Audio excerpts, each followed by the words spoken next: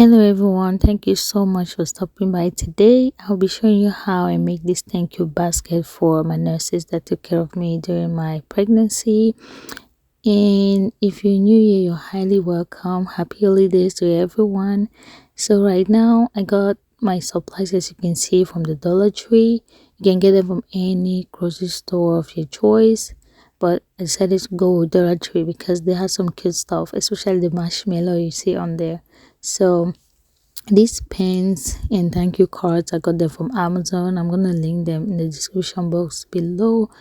And the other stuff, as I said, is from the Dollar Tree. So I'll let you sit back and enjoy the video.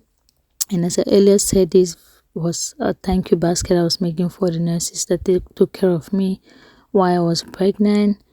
I just said I should really be appreciative of them, for they took care of me every visit I went in.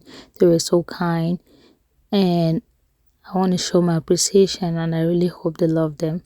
So let me know what you think of this in the comment section. Enjoy the video. Please like, share, comment and subscribe, and I'll see you in my next video. Take care. Have a wonderful Christmas and a happy new year. I love you guys so much. Stay safe. Bye bye.